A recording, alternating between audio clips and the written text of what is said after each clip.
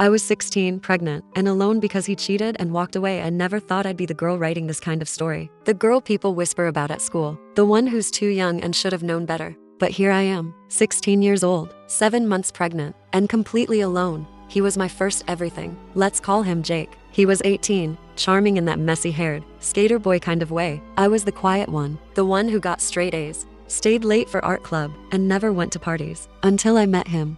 Jake made me feel seen, wanted, important, like I wasn't just another shy girl fading into the background. We started dating fast, falling into each other like we were both trying to escape from something. Maybe we were. It wasn't a perfect relationship, God, not even close. He'd disappear for hours without answering his phone. Sometimes he'd cancel plans last minute because he was tired or had stuff going on, but I didn't question it. I was just so afraid of losing him. Then, I got pregnant. I didn't even realize at first. I was just tired all the time. My period was late, but I chalked it up to stress. When the nausea started, my best friend forced me to take a test in her bathroom. I remember staring at the 2 pink lines like they were written in another language. I couldn't even speak, just sat there, shaking. When I told Jake, at first, he went quiet. Then he smiled, kissed my forehead, and said, "We'll figure it out." I cried, thinking maybe I wasn't alone in this after all. I told my mom next. She screamed, she cried, then she hugged me so tightly I couldn't breathe. We fought a lot after that. She wanted me to consider adoption.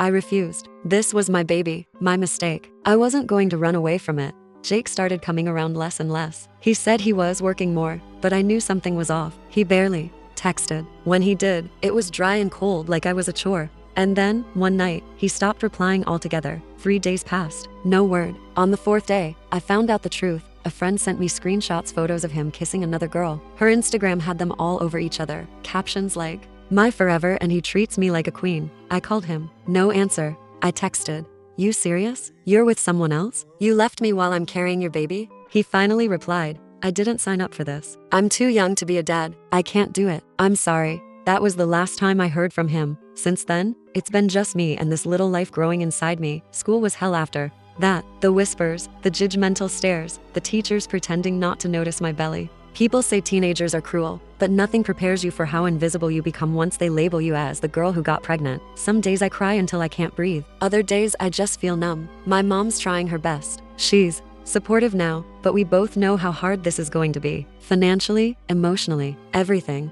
I miss who I was before all this. The girl who stayed late to paint murals in the art room. The one who used to believe in forever. I don't know if she exists anymore, but I also feel something else, something stronger than I expected. I feel determined. This little baby didn't ask for any of this. They didn't choose a coward for a father, but I'm going to show them what real love looks like. I'm going to be there every day, no matter how tired or scared or broken I feel, because they deserve that. And Jake, I hope he grows up one day and realizes what he walked away from, but by then, we'll be long gone. Part 2. I had to grow up overnight. The last 2 months of pregnancy felt like a lifetime. I wasn't ready, not just for the baby, but for the looks, the whispers, the loneliness. My school set me up for remote learning. They said it was for my health, but I knew it was because I was a distraction. A reminder that teenagers mess up, that life doesn't wait until you're ready. Honestly, I was relieved. Walking the hallways with a belly no one wanted to acknowledge was worse than staying home. My mom and I barely had money, but she found a way to buy a secondhand crib. I spent hours just sitting in the nursery corner of my room, folding tiny onesies and trying not to cry.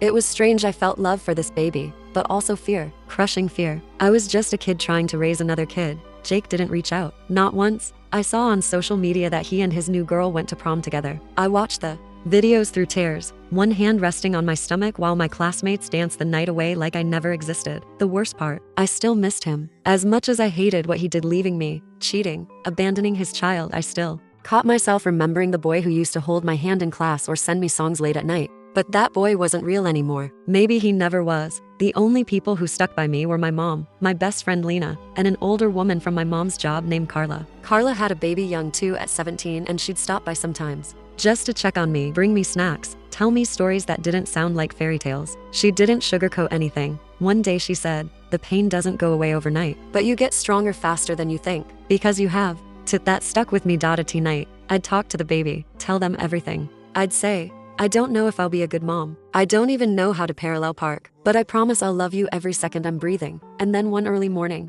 about a week before my due date, my water broke. Part 3. The day everything changed. It was 4:13 a.m. I woke up to a strange feeling, almost like pressure. I stood up and suddenly felt a warm gush. I stared down, shocked. then yelled for my mom. She ran in half asleep and immediately jumped into action. The hospital felt like a blur. Nurses, bright lights, machines beeping, my mom holding my hand so tightly I thought it might break. The contractions were unlike anything I imagined. I had read all the books, watched all the videos, none of it prepares you for that. I kept asking for Jake, not out loud, just in my head. Some part of me still believed he'd show up last minute, panicked, begging for forgiveness. He didn't. After 13 hours of labor, screaming, sobbing, shaking, I finally heard the cry. It was a boy. When they placed him on my chest, I thought my heart would break open. He was tiny, pink, and wrinkled, with a little patch of dark hair and the saddest little cry I'd ever heard. And yet, the second our eyes met, I felt peace. A kind of peace I didn't know was possible. I named him Noah. The first night in the hospital,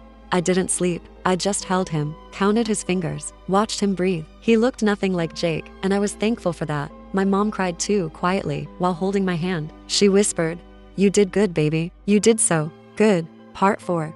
He came back, but not for the right reasons. The first few weeks with Noah were brutal. Nobody really tells you what it's like to be 16 and waking up every 2 hours to feed a crying newborn while your classmates are at football games or on TikTok live streams talking about college crushes. It's diapers and bottles and crying and more crying from him, and sometimes me too. I loved Noah, but there were nights I sat on the bathroom floor with my head in my hands whispering, "I can't do this." There were moments I felt like a failure, but then Noah would fall asleep on my chest, his little fist curled around my finger, and I'd remember why I was trying so hard. He was my reason. He was all I had. Mom went back to work after 2 weeks, and I was on my own most of the day. Carla still dropped by sometimes. Lena came by when she could, but school kept her busy. I understood. It wasn't her job to raise a baby with me. One rainy afternoon, about 2 months in, someone knocked on the door. I was rocking Noah in my arms, still in pajamas with spit up on my shirt. I almost didn't answer, but something told me to. It was Jake.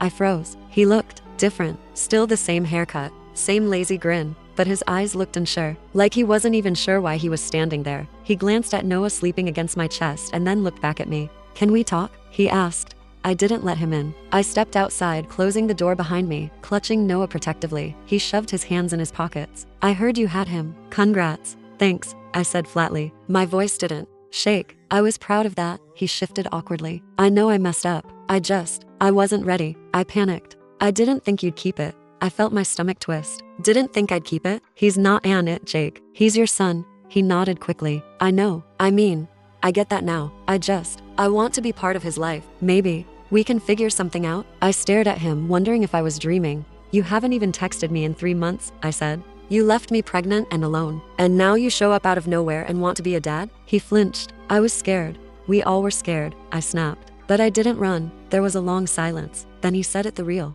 reason he came.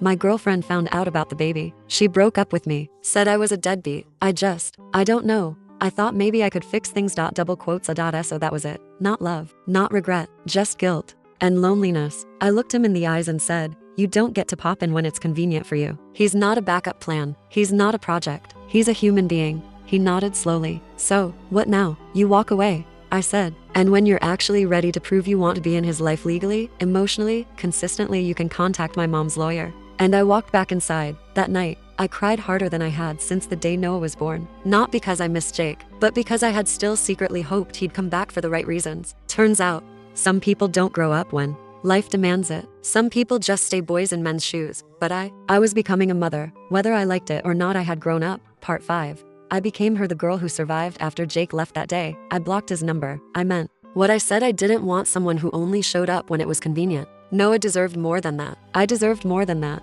Life didn't get easier overnight, but something changed in me. Maybe it was that moment on the porch. Maybe it was seeing the look in Jake's eyes, the lost boy who didn't want to change just to escape. Whatever it was, it flipped a switch. I wasn't a victim anymore. I was a mother. I was someone's whole world. So I did the only thing I could do. I got to work. I started taking online classes to finish high school. It was hard with a newborn, but I did most of it at night, rocking Noah in one arm and typing with the other. My mom helped when she could, but she worked double shifts just to keep food in the house. Part 6. I didn't need him, I needed me. Noah turned 1 last month. We didn't have a big party, no fancy decorations, just some balloons, a messy homemade cake, and a few close friends. My mom cried when he tried to blow out the candle. I cried when he took his first wobbly steps in the living room that same night. I watched him giggle, arms outstretched, clapping for himself, and in that moment, I realized something. I did it. I made it through the darkest year of my life. I became a mother, a protector, a provider, and somehow, I didn't break. I bent, I cried, I wanted to give up, but I didn't.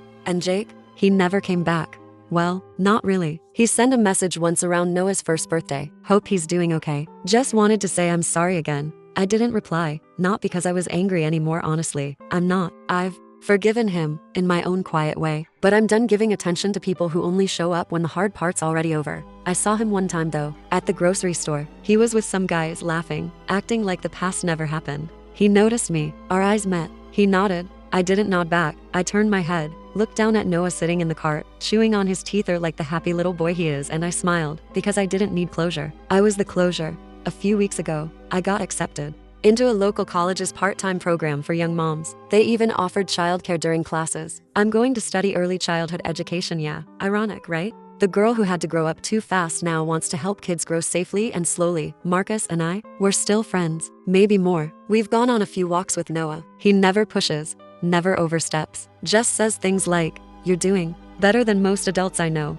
And sometimes, that's enough. There are still hard days, still moments I cry in the shower, still moments I feel behind everyone else my age. But then Noah says mama in that sleepy, baby voice, or reaches out to touch my face like I'm the sun, and I remember, I'm not behind. I'm just walking a different road, and I'm walking it proud. I may not have chosen this path, but I own it now. And no matter what happens next, I know I'll be okay. Carla gave me an old laptop. I cried when she handed it to me. "You're smart," she said. "Don't waste it." I didn't. I started looking into scholarships programs for teen moms, community colleges with childcare options. It felt impossible, but not impossible. More like, if I don't sleep much for the next 5 years, maybe I can actually pull this off. Some nights, I stared at myself in the mirror, hair messy, eyes tired, baby spit up on my hoodie, and I didn't see a failure anymore. I saw someone surviving, someone fighting. Noah started smiling around 3 months in. That gummy little grin became my fuel. Every time I thought I couldn't do it anymore, he'd look up at me like I was the whole world, and for him, I was. People still judged me. Moms at the clinic giving me side eyes. Classmates posting about me on their Finstas.